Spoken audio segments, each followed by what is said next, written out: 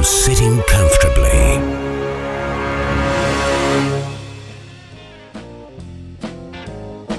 That was Green Onions by Booker T and the MGs, naturally from a little movie called Legend, which we saw a little while ago. This is Are You Sitting Comfortably on East London Radio. My name is Roo. It is. I know. And I've met you before. You looked at me as if I was going to argue with you. Your name's Scott. Yes, your name yes. is. Should we have badges next week? Badges? We could have a little badge, a name badge. Right, I was going to say.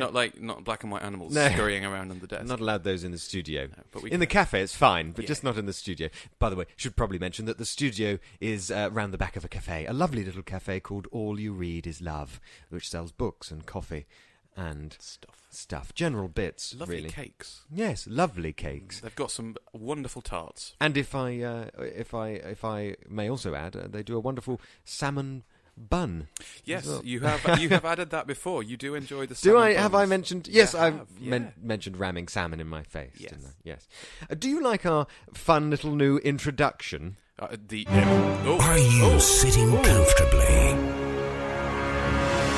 It's like we're at the movies, isn't it? He came upon me a little unexpectedly then. That was quite exciting. He tends to. Well, yes, I like the epic voice man. He's lovely. I feel like we should also tell people to make sure their phones are on silent. You're looking at me again. My phone's always on silent. I've got two phones here, and they're both on vibrate. So you hear a little passing ferry if I get a message. In fact, I said that to you in the cinema the other day when we went to see Legend. I said, "Have you put your phone on silent?" And you looked at me as though I'd slapped your mother in this kind of as if my phone is ever on anything but silent. How dare you? My phone is always on vibrate. I don't see why anybody needs a trumpet. Like what is anything you're receiving really that important? Maybe if you were the CEO of some huge corporation and if you miss a single email, you put everybody's livelihoods at risk. Well, you're the CEO of Roobox. Yeah, well, that's true, yes. Roobox.co.uk, where you can read my review of Planet of the Apes, the original Planet of the Apes. I read that, actually. Did you did. I called it Planet of the Bleeding Obvious. Yes. It amused me. You made a few good points. I won't rattle them off here, partly because I can't remember all of them, and secondly because you do it more eloquently in your review. So instead I will say, if you're interested, go and read it on roobox.co.uk. Definitely do that. And if you want to have a listen to the back catalogue of all of our shows, you can do that as well. Can I? Mixcloud.com/Roobox. We've also got another outlet that's just opened, haven't we, Scott? Yes. What's, where's, what? That's our podcast, both available for streaming and download, so you can listen to us if you're on the tube or elsewhere, or you don't have enough data to stream us. We're available through soundcloud.com/ELR comfortably, or excitingly, we're also on the iTunes now. There's literally no excuse, is there? We are everywhere. Yeah. There is no escape from us and our movie opinions. Soon we'll just stream live into your brain. Yes. It'll be as if you're all in the studio with us, which today would be a little bit odd, as you keep smelling a pooey smell over there. There is I feel like I feel like this corner has a peculiar aroma. However, I wasn't willing to discuss that on air because I like the idea that people have, perhaps, that we are in some elegant sort of BBC Radio 1 style studio. Well, with hydraulic desks. They have hydraulic desks. I know. But, I'm sure even in the Radio 1 studios there was the occasional waft of something stinky. Well, I suppose it depends on who you've got in. Well, quite. Or who you've had in, perhaps. Well, moving swiftly on. We're asking the question throughout today's show, who said this?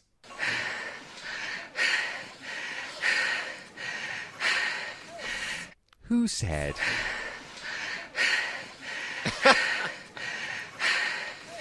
Any ideas, Scott? It sounds like several of those specialist interest DVDs I've got at home under my bed.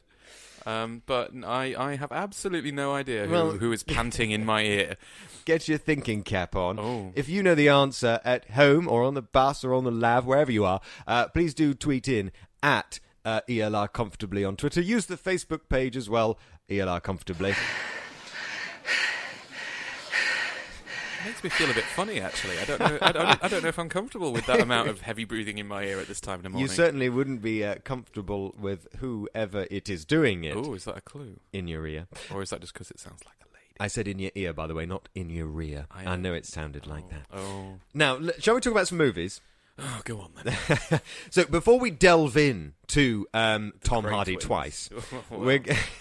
we're going to talk about some trailers. Yes. Now, we've seen a couple. We have. I was there. Krampus and Secret in Their Eyes. Shall we? Let's talk about Krampus first. Yes. What is there to say about Well- this? Where does it fit? Is it scary or is it funny? Or is it kind of that sort of trying to be so scary it's almost funny? Should we do the 30-second thing? And I'll see. As Yes. a break from tradition. This isn't a review. This is me jabbering for 30 seconds about a trailer, what I saw. Give us So- 30 seconds of what happens in the Krampus trailer. Ooh, okay. A family has a Christmas holiday somewhere nice and isolated, and they all get together and aren't that interested in each other or the spirit of Christmas, and it's all very anti-family and grumpy money. And then to teach them the meaning of Christmas, rather than Santa coming and making everything fluffy and nice, his nasty goat-hooved counterpart comes along to teach them how to be nice by scaring the pants off of them. His name is Krampus. That was epic. Why, thank Yes, you. well done. And right on the bong as well. I'm quite pleased with that. Krampus is a goat-like creature that accompanies St. Nicholas, and his job is to terrorise naughty children. Yes. So it's not quite a bag of coal. It's you're going to really be terrorised by Yeah. a goat. I think if I remember I was about to say if I remember from the original legend, which would be a bit false. I like to pretend I'm cleverer than I really am. You mean the original legend not starring Tom Hardy? Exactly. The original legend of Krampus, not the Grey right, yes, Brothers. I'm with Good lord. Which I don't. Most of my knowledge of Krampus comes from the Family Guy Christmas special. Not Family Guy, American Dad Christmas special a few years ago. I've not seen it. Oh, it's quite good, and it does kind of outline the basic thing. Yeah, rather than this a was bag what- of coal, you got haunted by this evil goat-footed thing that eventually drag you off to hell. Children were told this. But Yeah. If you were nice, you got Christmas presents from St. Nicholas. If you were nasty, you got by presents. This would have been a wooden doll and some meat products usually, because this is back in the day before anything else. Well, you'd rather that than being dragged to hell by a goat. Yeah, and if you weren't nice, you got dragged off. It's Hang pretty much the god devil dichotomy yin yang thing, for kids. Was there at nothing Christmas. that Santa could do about the goat? Well, it wasn't his department. He did nice kids. Krampus. It sounds like some What, kind so they of... were just like colleagues. They'd set Yeah. off in the morning together, Yeah. have a coffee, Yeah. and then get in there. Exactly. What? Hang on. How did the goat get around? Because Santa's got his sleigh and Rudolph and everything. well, he's on goat legs, so he's not an actual goat. Is he like Sonic the Hedgehog, but an evil goat version? I would... Yes. Why not? Yeah, that sounds reasonable. I'm loving how I'm taking the position of being an expert on this when I have, when literally all of my knowledge comes from American Dad. But yeah, According to Michael Dougherty, the film's director, Right. It's a Christmas film that's both scary and sentimental.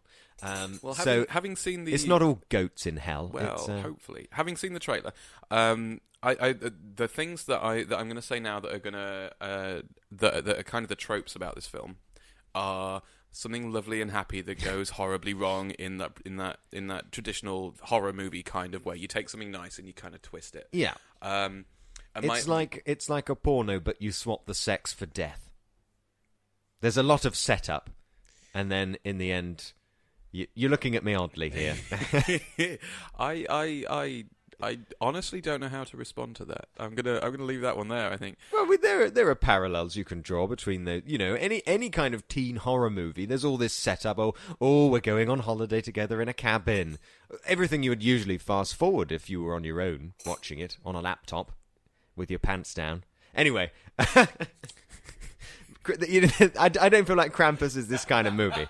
I must just add, Krampus I think is very tongue in cheek. I think it knows that it's rubbish, well, basically.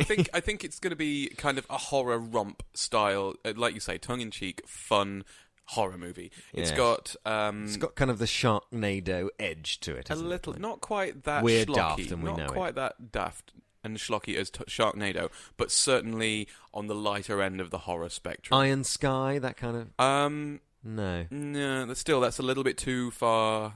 Too far the other way. Yeah. But it's got I can't remember his real name. I'm going to have to call him Ben Wyatt from Parks and Recreation. Oh yes. Whose I thought it was a name... comedy at first. Yes, seeing him and the lady playing his wife, whose name also escapes me. I've had a coffee this morning. You can't tell, can you? But seeing both of them in this, my first thought was this is a comedy, and it starts off very kind of jolly and and then, like the Grinch could pop up at any moment, and then slowly gets darker and darker.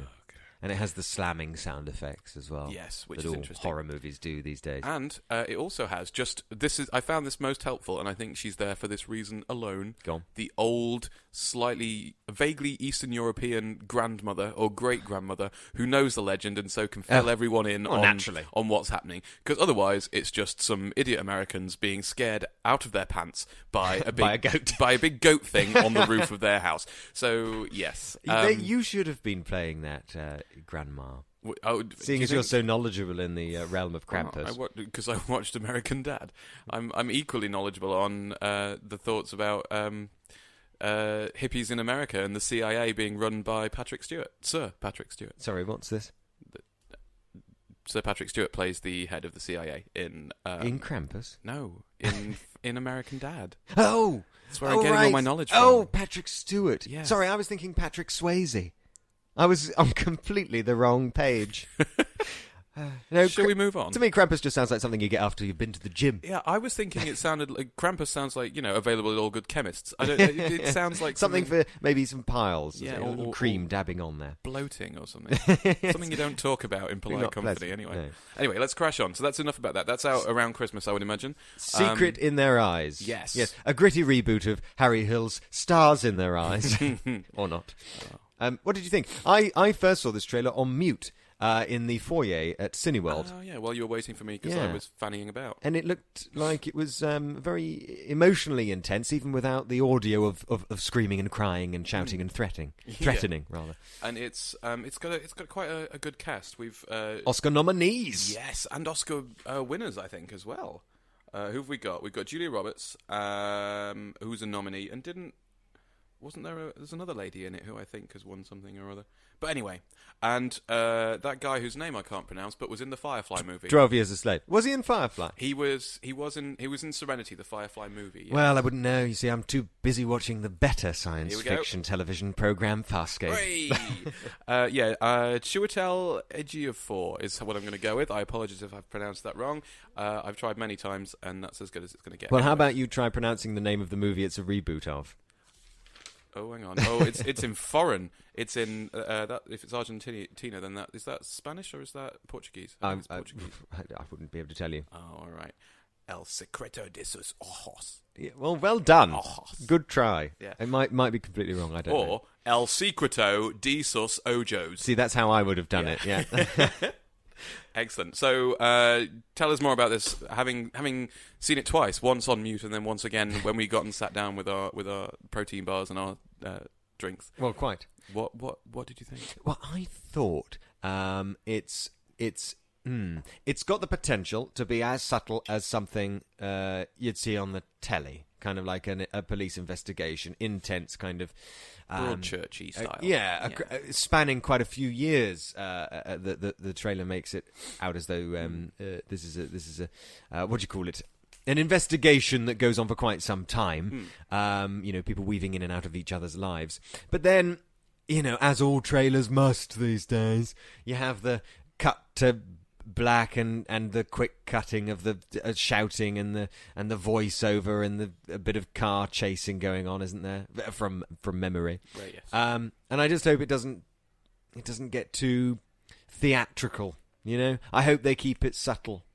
Yeah, I mean, Julia Roberts isn't known for her car chases, so I think we're probably in good hands there. And I think, in fact, there are two of them, her and Chiwetel. We're on first name terms. Yeah. Me and him. Those two, I think they're both usually in quite thoughtful pieces, or at least quite good films. That's what I thought. I thought this started off looking quite thoughtful, and then it kind of descended into. Well, all trailers do, as I say, so I can't judge the movie off the trailer. Unfortunately, that's what trailers are for usually. But it kind of descended into we've got to get the action-packed crowd in, the people who want us running down corridors, that sort of thing. Well, hopefully. having only seen it the once with you, I'm hoping that it's more that the tension builds and that the trailer's trying to convey this thing that they can obviously carefully craft over 2 hours. Yes. Of like tension building and it getting more and more intense and more. Yes. Rather than just bang, crash, kapow. So hopefully, we'll see. I mean, it's out soon, so I imagine. Well, in America, it's out soon. It's on 20th of November. That's the only date I could find, unfortunately. Oh. Well, but Krampus is obviously a Christmas release. I doubt they'll be saving it for Easter. That's true, and there'll probably be two that we'll review in the future. Yes, I'd really rather like to go and see the reboot of Stars in Their Eyes, actually. Yes, that does sound fun. In the meantime, however, let's play a little bit more music from Legend. Go on, then. As we edge ever closer to our review. This is I do enjoy edging. This is the theme from A Summer Place by Percy Faith and his orchestra. Percy Faith.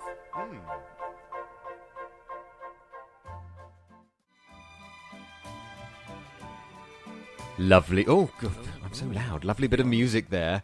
I was just having a moment where I was thinking, have I had you on the wrong microphone all this time? But no, I haven't. No, I was going to say. I've been able to hear you through my ears as opposed to through my nostrils. Perfectly fine. I do prefer it when you hear me through your ears. I feel a bit uncomfortable when I'm in your nostrils. That's weird.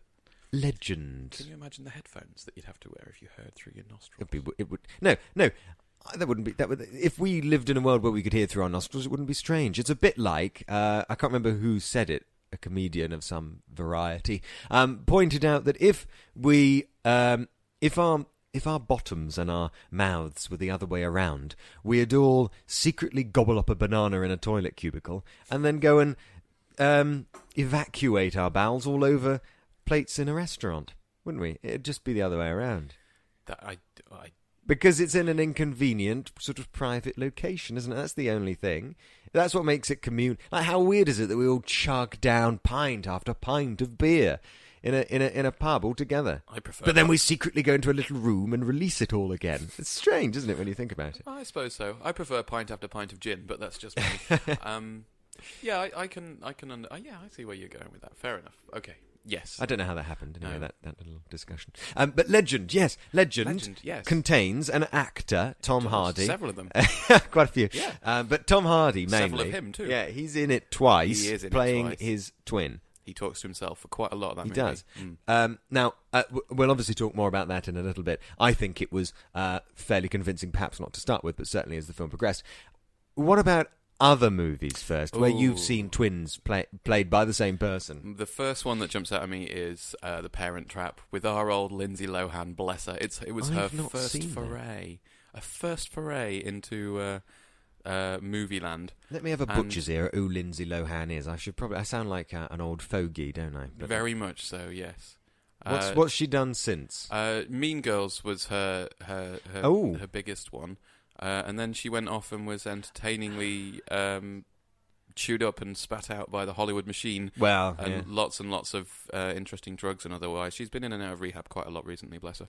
So she was a Disneyer. She was a Disney child that as she grew up and became less Disney relevant, was kind of cast mangled. aside like a wet dishcloth. Quite a cocaine-soaked wet dishcloth. Bless her. Oh. And which is a shame. But The Parent Trap, she plays herself.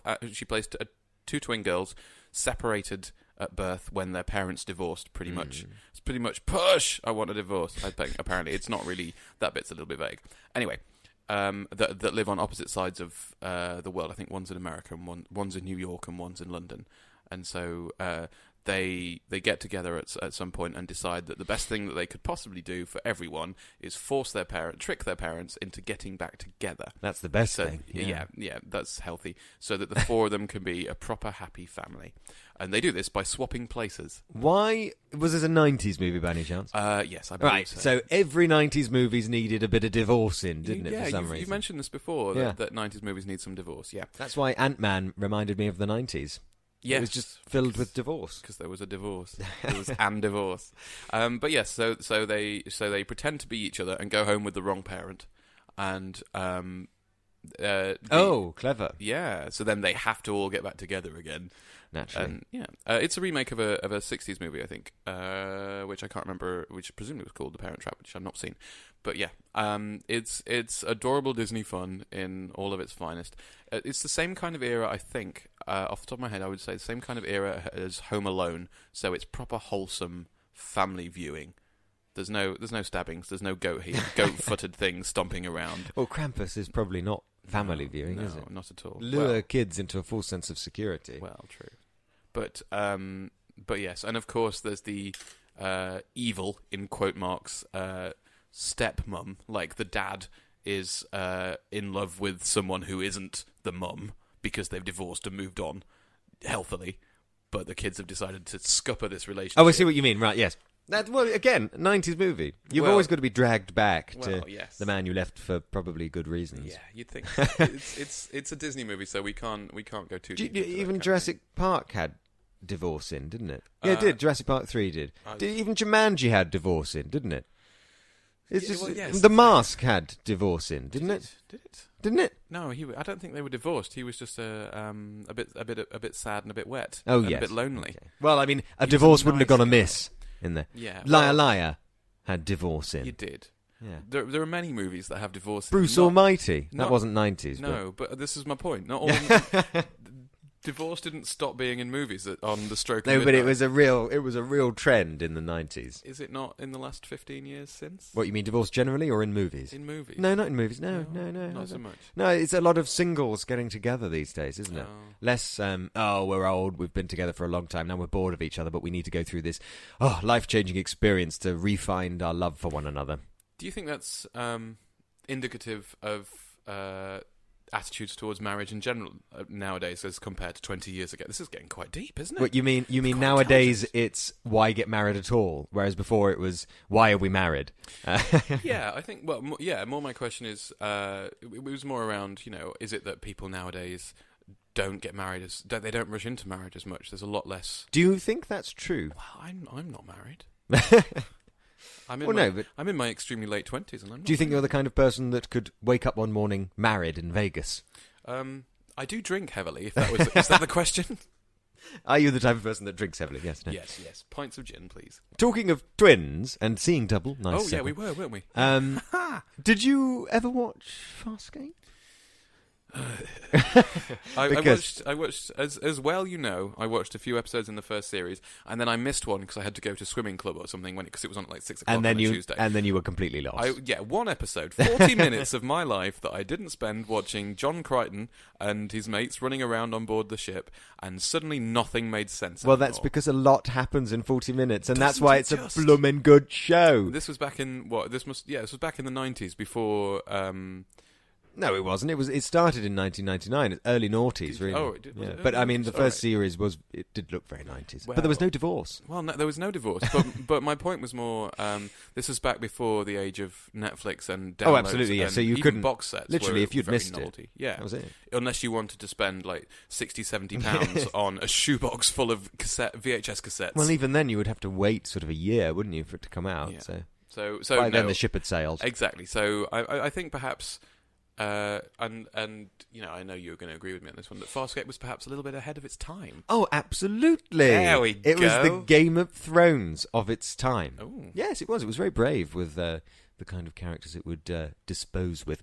But tell me more, please. John Crichton was cloned by a madman at the beginning of season 3, and everybody thought, this is going to lead to the usual science fiction trope of one of them having to sacrifice themselves for the other. Are you going to spoil? Or one of them going evil or something like that. But what I will say is that Farscape enjoys taking science fiction tropes and turning them on their head, and this time it did it in the bravest of ways and made sure to keep the clones around for the majority of season 3. So interesting. Yeah, it wasn't sort of a quick fix or anything. It was or just a single episode where they pop in and then disappear again. No, exactly. But that's what people thought would happen, So again, it's interesting, taking you by surprise. And if it had continued for another season, there were plans for another amazing twist and turn, which we never got to see. You've been reading the expanded universe stuff. Naturally. You probably wrote some of it, didn't you? Oh, that's yeah. I'm working on it now. Actually, yeah. There we go. It's finishing off. Excellent. Well, and while we're on the subject of twins, yes, of people playing their own twin, we can't do that. We can't talk about this without, of course, mentioning the absolutely mental Deep Impact, or Double Impact, sorry, not Deep Impact. What, with Morgan Freeman? Yes, he plays his own twin, and they're kickboxers. Wait, no, it's Jean Claude Van Damme playing his own twin in Double Impact. And wait, so they're boxers? Yeah, this is it, isn't it? Kickboxers, yeah. This is the way you make your twins convincing. The moment you have the two twins are having a fight, if they're played by the same person, then they kind of have their own fighting style. If it's a good director, This Double Impact was not a good director. Well, you can believe that they're two different people because they're actually tussling, they're touching each other. When it's all this split screen stuff, you're still very aware of it. Your brain doesn't let you. What's the phrase? Suspend your disbelief. Yeah. But there came a point in Legend where the two craze were having a bit of a tussle, and that is the point, I think, where it all became very believable in terms of Tom Hardy being two different people. Yeah, definitely. I think when the film started, I was very aware that, obviously, we know that he plays both of them, and I was kind of at least a little bit looking for, the joins. I was trying to see where... Yes. Where the special effects were in and that kind of thing. And there were a lot of shots of all of one of the brothers and the shoulder and ear of the other. They were sitting next to each other. That's an old TV trick as well, isn't it? Yeah. And you'd see like the back of one's head or like not quite enough of his face and things like that. And there were a few of those to start with, but as the movie went on, they faded out, and there was a lot more of both of them being... It felt a lot more natural after a while. They got into it quite a bit, I think. I'm asking the question. Are you? It's not a question. Who said that? Any ideas, Scott, yet? No, not at all. Who said?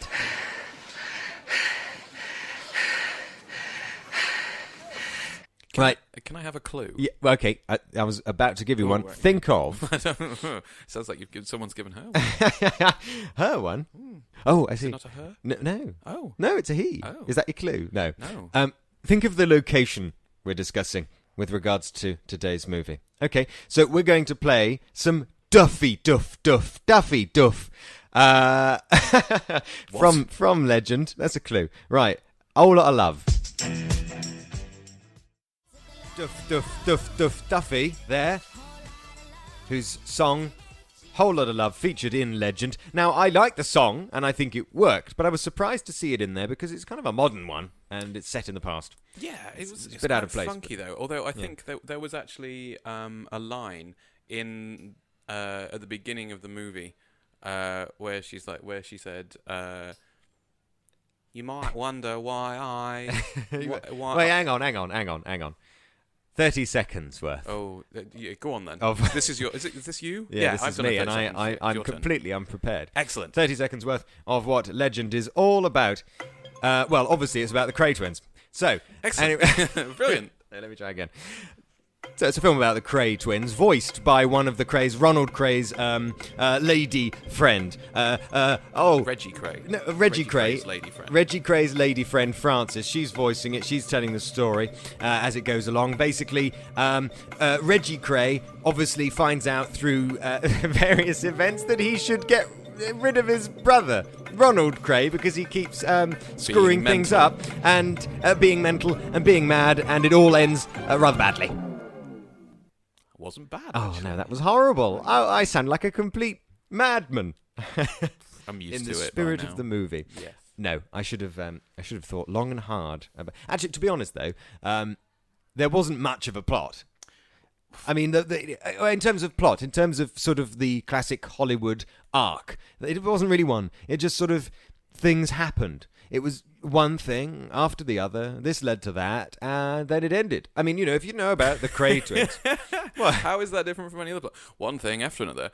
this led to that, and then it ended. Because that's every plot ever. Usually there's a kind of, this is the thing. Now you've got some things happening as a result of something we may not have seen. And now, at the end, everything from the beginning kind of is arcing back on itself, and you've got a nice little package here. Because the characters have learned, they've gone on a journey. But if you know anything about the Craig twins before you go into Legend, you kind of know how it's going to end. It's one thing after another. Is this how all biopics work? Is it a biopic? Well, I think one of the issues is that it's very difficult to make real life as interesting as a movie. Even if it's the Craig twins? Even if apparently so. I think we'll come back to that in a minute. But it's difficult to make real life as interesting as movies because real life isn't that interesting a lot of the time. It's, none of us lives dramatic lives like what. What about the phrase, stranger than fiction? Yeah. All right. You couldn't write it when people say all that. Yeah, the people who say that have absolutely no imagination, I think. Oh, you couldn't write a story about two twins who are gangsters from East London, yet we can write stories about space battles and exploding things and Farscape. Shit. Get out. Anyway, this movie and all of that. I agree. The story didn't really... Well, what I'm saying is I think they could have injected a bit of an arc. Ooh. A little artistic license. If you're going to do a movie, then you've got to be something else to it. My theory would be that whoever wrote this movie started with all of the facts and got all the bits that they wanted to show of the gangsteriness and the story of the twins done or down or sorted out. That's what it was going to be. And then they kind of realised that they needed some way of telling this story, some kind of in to the whole thing, and they decided to go with Wedgie Quay's girlfriend, Frances, and I think that was a misstep. Yes. That was a bad idea because they were only married like 2 weeks, and then she tops herself. Ooh, spoiler! Sorry. In real life, is that how it actually works? Yeah, pardon me. That's the spoiler horn, although it's a little late. I am apologise for that. But yes, no. In real life, which if you know anything about the Craig twins, you'll know this already. They were married for a very short amount of time before she topped herself. So that is artistic license, because in the film they were together for ages. Well, it seemed like they were together for ages. But yeah, and I think they kind of and she narrates it a little bit as well. She's in it. She narrates from the beginning and kind of sets everything up. Well, as we established, I think that was a bit of an afterthought to give her more depth, because she seemed a bit sort of shallow, like kind of a bit dim. Again, I think she was just added at the last minute and not really given a chance to round out her character very much. She was very much the kind of, stop being a gangster and come and be happy and live with me forever. And as an illustration in the plot, that's fine, because you've got to have that internal in a film like this, which is be a gangster, but your brother's a mental, so he's going to mess up everything you do. Yes. And you've got to deal with that. You've got to have the force pulling you the other way in a kind of, leave it all behind, love, come and live with me and be a club owner. And, that's how she sounds. And that's fine, but it just wasn't... She had no depth. There was nothing about her character that made you feel for her at any point. It seemed to be more of an attempt to make the movie look and feel more connected, a way of forcing events to sort of transition, because otherwise it would just be, as I say, from A to B, from B to C until the end of the movie. Which would be following the historical facts that they have and talking to people who were around at the time. Yeah. Incidentally... the beauty of doing a film about people who have lived their lives and are dead and it's all done is that you have hindsight and you can actually see the patterns and the rhythms. Whereas when you're living life, you couldn't write it, stranger than fiction, all that, you can't see the arcs in your own life. But there are arcs. Yeah. We're all experiencing our own arcs, and when we're dead, somebody can write a movie about it. Or even as you get older, that's why memoirs work. They only really work once you get older and you can look back. You can't if you write it as you're going along. It's just a diary, and it's tedious. As anyone who was a teenager and wrote a diary will be able to attest. Well, in that sense, do you think that they just didn't hit the nail on the head with Legend? Quite definitely, which is an interesting phrase. Well, I'm not. Oh, yeah, very good, because they did. hit quite a few people on the heads with hammers. But what were you going to say? Go. No, I was going to say that me saying this now, I think this is where we differ. I can identify the problems with it, and it did go on for a long time, and I don't feel like it had too much of an arc.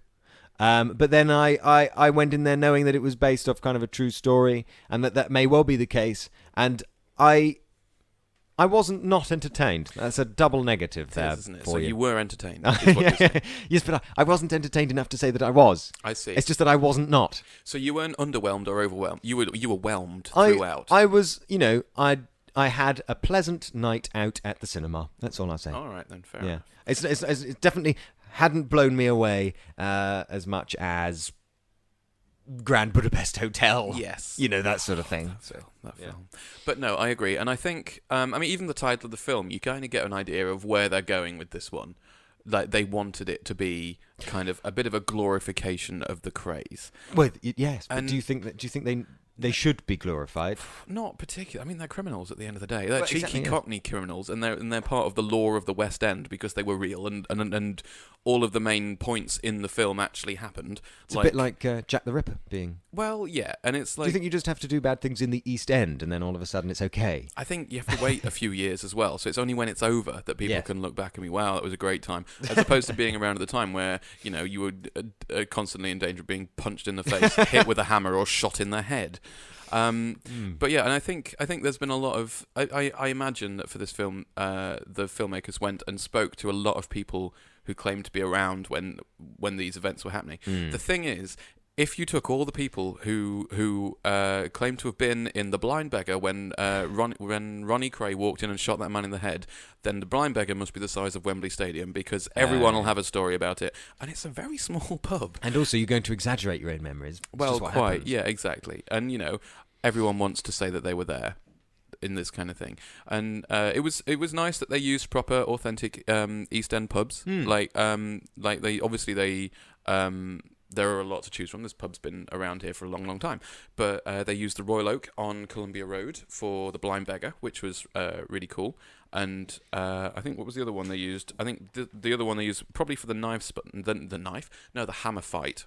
Yes. Near the beginning, which I'm going to come to in a minute, was the Old Star, or Tuner's Old Star, which is in Wapping.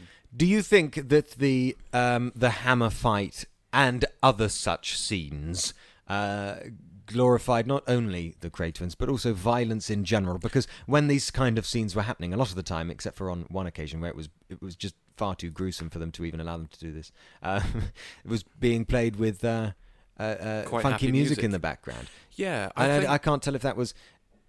What does that try and is that taking the edge off? Is that making it more acceptable for us to sit through, or is it saying violence is quite fun? Really, you should have a go. I don't know. And this was the thing. I think tonally, I mean, I can see what they were. They were really pushing for the cheeky.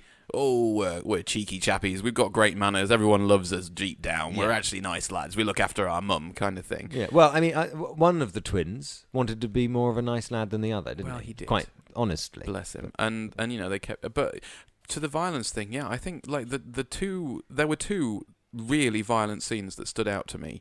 There was the hammering in the pub fight in the early on. Yeah, but even that wasn't as severe as the church scene in Kingsman. Do you not think? I think for me, the church scene in Kingsman was easier to watch because it was so fast paced. It was relentless. It was relentless, and it was very long, and again, it had silly music to it. And it got more and more extreme as it went on, just It when you were did. thinking, God, please end. But then at the same time, Kingsman had that tone the whole way through. It was a lot more tongue-in-cheek than Legend. Legend was a bit of a heavy movie. And to have these...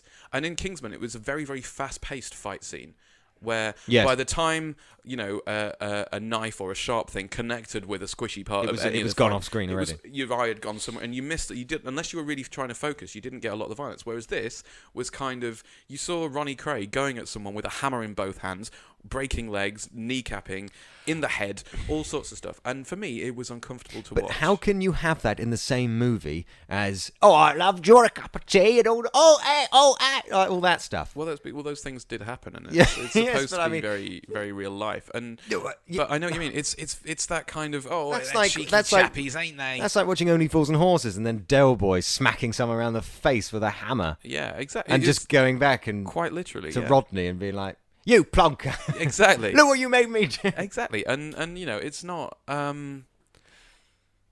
It was weird. I think tonally it was all over the place. But then life is tonally all over the place, this isn't is it? true. But then the point of cinema is not to, unless it's That's it. Cinema should neaten a life story up and make it a story with an arc. an and, actual story. Yeah. and- Unless you do a documentary, and then you can really. exactly. But then that's what I was going to say. Documentary is a little different from cinema, Mm. and because no one was there at the time filming these nutters doing what they do for good reason, because most of what they did was illegal. It's not a documentary. It's a story, and it tried to be a story. I think, was it meant to be a love story? Was it meant to be a gangster story? It didn't know. No. It just wanted to do some things, didn't it? Really. Well, it did Yeah. do some things. And that's it. You can't really. And that's why I feel like it didn't have much ambition other than that. So Yeah. it did what it wanted to do, and that's Well- why it didn't feel too much of a failure. But at the same time, it didn't. I don't think it was quite as good as it could have been. Exactly, but Yeah. then that's like being a child and wanting to grow up to be a bin man, and then growing up and being a bin man, and Sorry, that was really loud and laugh. spending your entire life just and bin man. It's a noble cause, but I don't think anyone. Well, someone's got to do it, haven't someone's they? got to do it, and I'm glad they do. I'd be grateful. I'm very grateful for them. I'd be. We'd all be buggered if they didn't for a start, but at the same time, it's not. It's lacking ambition. Perhaps. Did you think there was a refreshing lack of boobs There were no boobs. There was no for a sex gangster scene. movie? Yeah, No boobs. No boobs. No thrusting. There was a mention of Barbara Windsor at one point, which is as Yes. close as we got to boobs. There was no sex scenes. There was no no nudity at all. Speaking of Barbara Windsor, Oh. we're asking the question: who said this?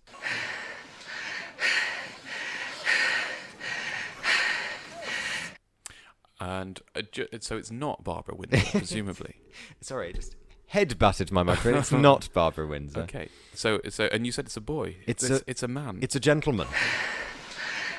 It's quite a girly panting. Not that I spend much time around girly pants, but you know what I mean. Very good. I know, right? Shall we come back after another song? Oh, right. Song. What's wrong with me? I'm on the radio. Can't talk. Bad idea. This is an original bit of music from Legend, a All right, bit then. of orchestral stuff by Carter Burwell. Is this the Symphony for Two Hammers? No. No, it isn't. No, okay. this is Your Race Is Run. So it's when Oh. when people are thinking about how bad things have gotten. Here we go.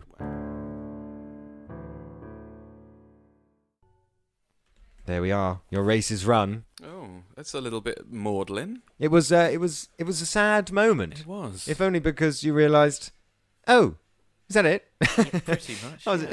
Yeah. But yeah, as I say, I enjoyed it. I wouldn't say no if you asked me if I would recommend it to you. Stick it on the ironing pile with the others. Yeah. It joining many of the films that we've seen so far this year. At least the films that we've discussed online and we've seen together. Yes. It's one of those that's kind of. What did you think of the deranged gaze?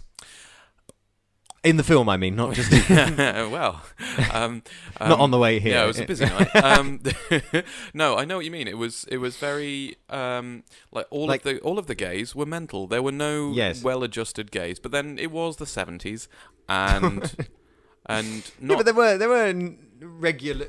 Oh, you've fallen over. My microphone you is, all right? is swaying away from me at every given opportunity. Do you need a breath mint? I'm just going to have to hold on to it. Oh yeah. Yes, there's not a single regular homosexual. Just a sort of average gent. Well, They all had crazy eyes and would chuck bottles around and be a bit mental. be zany, like they were on some sort of drug. Yeah. I think perhaps. Well, part of it is that this was actual stuff. So if you're depicting a gay mentalist, then he has to be both a gay and a mentalist, and his boyfriend is probably going to be a gay and a mentalist. That's too. true. If you're a homosexual or a heterosexual hanging around with Ronnie Cray. Yeah, Ronnie Cray. You're going to be a bit mental. Or dead.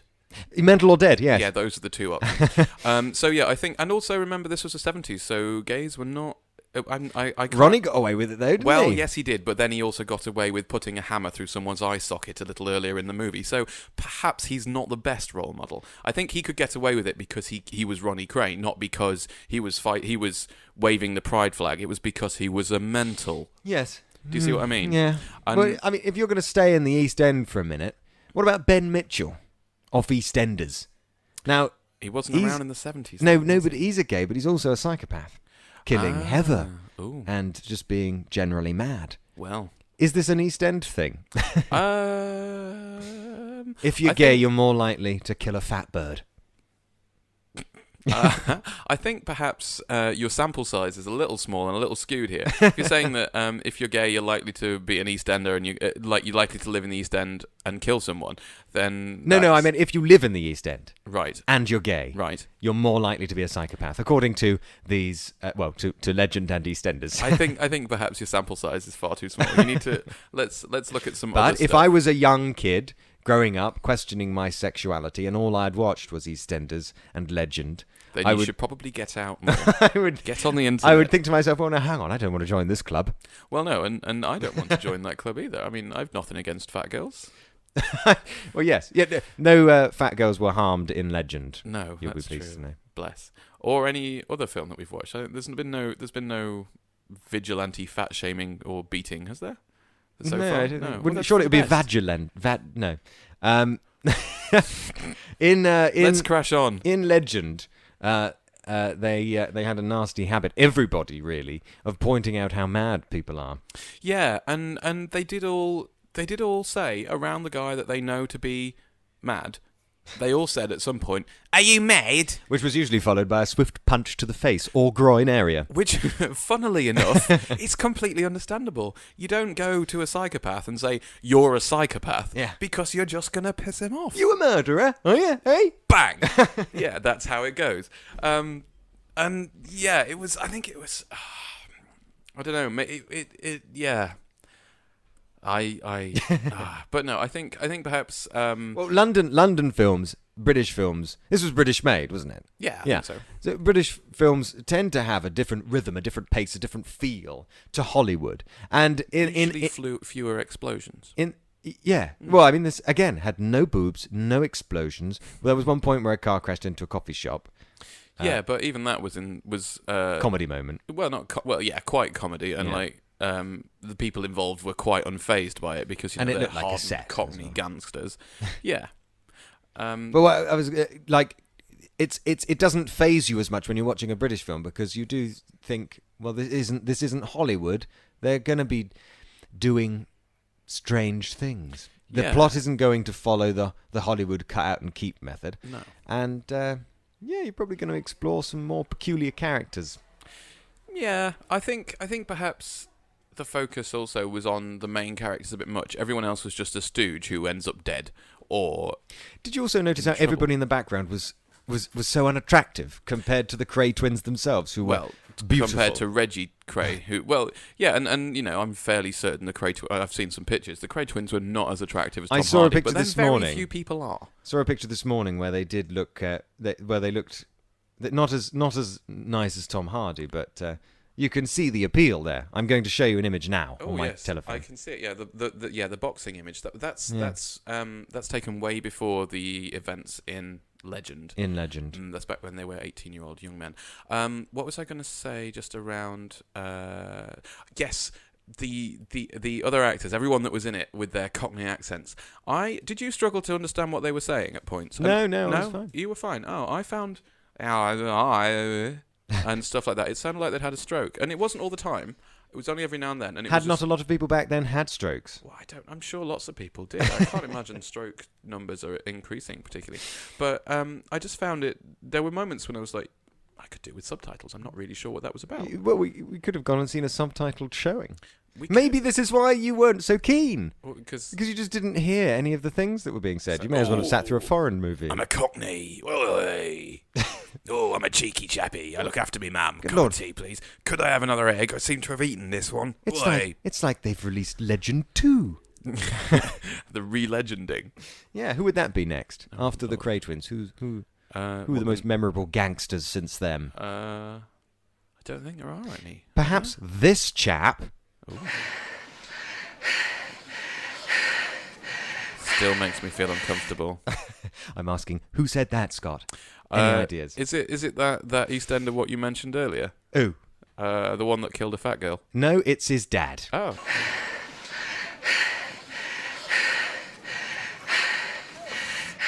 And if you disrespect me one more time, I will kill you. Do you understand me? Phil Mitchell. Ooh, yes. Who was he? A twin or was he just a brother? What? Phil Phil never played his own twin. No, but he did. no. But did he have a twin in the show? Phil and Grant. That's not. No. They only look like two. Well, they were brothers. Baby potatoes. Yeah, they did look like potatoes. But they were just brothers. They weren't twins. Right. Yeah, I don't think they were twins. Grant. Unless I've misunderstood. Phil. I like that voice. Well, yeah. Way. You just got to go to a fruit stall in the East End, here, haven't you? Yeah. 2 bananas. I don't know what I'm doing now. No. So off the back of that revelation there of who said that, then we're going to bow out. It is. It's time, isn't it? It's flown by today. With a lovely Anita time. Dobson. Anita Dobson. I like the way you say that. that. I said it that way. It's been a pleasure once again. As always. Yes. See you next week. Shall we come back next week? All right. Yeah, I think we should. And what are we watching this week? Off the top of your head? Oh, I don't know. Quickly. The Transporter. Oh, yeah. Oh, that'll be He's interesting. out. We could, in quoting marks. We could always have a perusal. Let's have a perusal of the Transporter prequel with that guy in it. Because that'll be fun. Oh, yeah. Anita Dobson. Yes. Have a good one. Same to you. Join us next week for another thrilling episode of Are You Sitting Comfortably?